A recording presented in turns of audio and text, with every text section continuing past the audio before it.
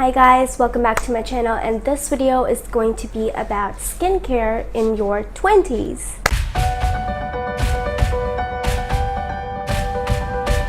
So I am also in my 20s. I am currently 24 and I will be 25 on the 7th of November.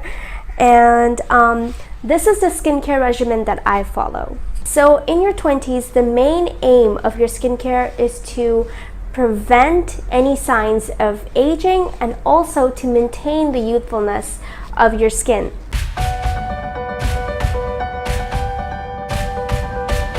So the first step in your skincare is obviously going to be cleansing your skin. Now, if you have acne, you want to use a cleanser with benzoyl peroxide or salicylic acid, which are great products. So if you have dry skin, you want to use creamier cleansers.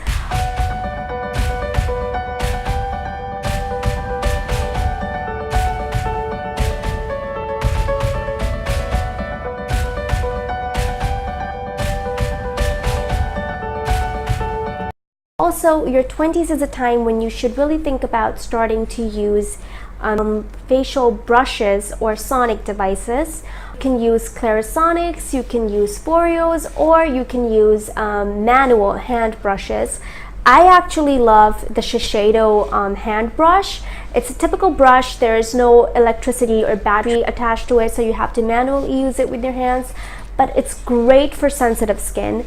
So if you have sensitive skin, you can definitely try the Shiseido hand brush out. However, if you want to be a little more advanced in your skincare, you want to go for the Clarisonic or you want to go for the Forio, that is completely up to you. The Clarisonic is great if it suits your skin, but whether or not you have sensitive skin, always choose the sensitive head for the Clarisonic, because the normal head is actually very intense. Even if you have like normal or oily skin, try to use the sensitive head of the Clarisonic. Also with the Clarisonic, the bacteria tends to build up easily, so you want to change the head of your Clarisonic every 3 to 2 months depending. And the Forio, however, is a lifelong device. You just need it once, as long as the battery is working fine, and it has like silicone material on it, so it's really great because bacteria does not build up on silicone, so that's great. So you know, it depends on what you're looking for, what you want. And the great thing with the Forio is that you have the Luna Play, which is like this mini tiny Forio version. You can try it out and see if the Forio works for you or not. At night, you really want to go into double cleansing your skin. You want to first remove your makeup with a micellar water or wipe, and then you want to go in heavy with your cleanser. Make sure all the dirt and all the makeup is off so that it won't clog your pores.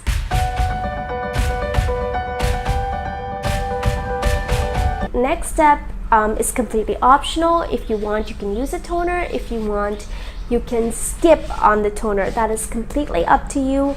I don't use a toner because I like to put as less amount of product on my skin as possible. However, what I do like to do is I like to splash cold water on my face, and some people say that that in itself is a great toning technique. So cold water on your skin works just fine.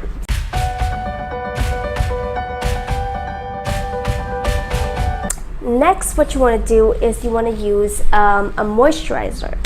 Now, if you live in a very hot climate or if you have very oily skin, what you want to do is you want to use a facial mist that is very hydrating.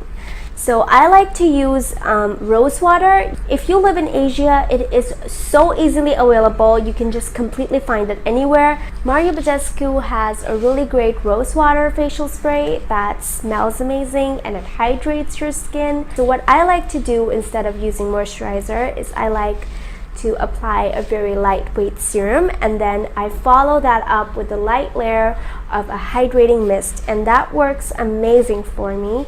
Mario Badescu's rose water is amazing for that purpose, and currently I am trying out a hyaluronic acid serum from Amazon. Now you can use a serum with hyaluronic acid. or you can use a serum with antioxidants like vitamin C or vitamin E, although I do not recommend you use vitamin C serum in the daytime because vitamin C tends to kind of like lose its effect in the heat. So you probably want to go for a hyaluronic acid serum or for a serum with antioxidants other than vitamin C. I am currently trying out this hyaluronic acid serum from Cosmetica. I got it off of Amazon and it's working pretty good for me. Now during the nighttime, what you want to do is you want to use a hydrating lightweight moisturizer like the Neutrogena Hydro Boost Moisturizer or the Aqua Boost Moisturizer by The Body Shop. These are great moisturizers because they're really lightweight and they don't really grease up your skin. Also, if you are looking for another kind of moisturizer, try to look for moisturizers that have hyaluronic acid and vitamin C and E in them, because vitamin C will help fade pigmentation and acne scars. And if you have oily skin or you are living in a hot climate, you really don't want to skip on this step because you already are skipping moisturizer in the daytime. Also, for your nighttime moisturizing routine, what you can do is you can add serums to your skin. You can try the Drunk Elephant TLC Night Serum that a lot of people are raving about. The Kate Somerville Dermal Quench Liquid that actually has a vitamin A derivative, which is retinol in it. And retinols are great because they stimulate collagen pre-production, and they are the only proven ingredients, vitamin A derivatives, that have known to reverse signs of aging. So you want to try retinols basically in your late 20s. You want to start with retinols so that by the time that you are in your 30s or your mid-30s, you can easily switch to retinoids, which are more intense version of retinols, and you have to need a prescription for retinoids. So if you want, you can use retinols every alternate night. Another tip is that apply moisturizer on your skin when your skin is slightly damp, not wet but damp, because that helps with the absorption of the ingredients in your moisturizer really well.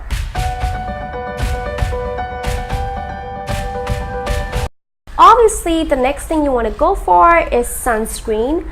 Like I've said so many times before, you need a sunscreen with an SPF of at least 30 with a PA of 3 or 4 at least.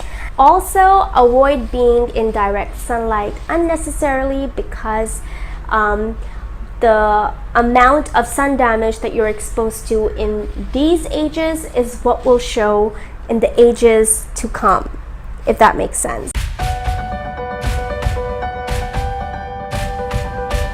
Next comes eye cream. Now, eye cream is a very subjective matter. Like, some people really swear that eye creams help them out, while most people think that their moisturizers are enough. They don't need anything else. And to be honest, whether or not you need eye cream depends. And this is something that your dermatologist will tell you best, whether or not you really do need eye cream. However, if you notice that your dark circles are really dark, or that your makeup looks a lot more cakier than usual, or that your concealer underneath your eye is creasing a lot, you can definitely use an eye cream. Some basic eye creams to start with at this age would be the Body Shop Vitamin E eye cream or the Clinique eye cream. Next thing you want to focus on is scrubs and masks. So you want to use your scrubs and your masks after you've taken a shower so that your pores are nice and open and you get a really good deep cleanse out of everything. Now, the amount of scrubs or the exfoliators you need purely depends on your skin. You can do it twice a week. You really have to see how your skin reacts to it and figure it out. For me personally, for summers, twice a week is more than enough, and once a week in the wintertime is amazing.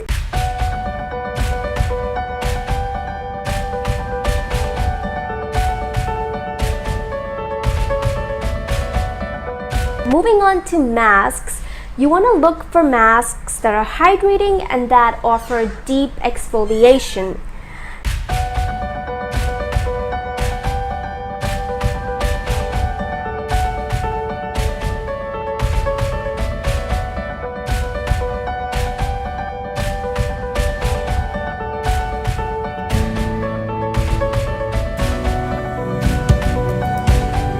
And lastly, what I want to talk about is, especially if you're in your late 20s, this is a time when you might want to look into peels, chemical peels. You have the AHAs, which is the alpha hydroxy acids available. You have the beta hydroxy acids available. You get the glycolic peels in them, you get lactic acid peels in them. These peels really improve skin texture. They get rid of blackheads and they help minimize pores and they get rid of scars. So you should really talk to your dermatologist about these peels. Also, you get really low strength concentration of these peels in kind of like these pad formations. They're like little pads that you kind of like put on your skin. So get the 10% glycolic peel that you can do at home. That is what I do at home. I will insert a picture of the peel that I use.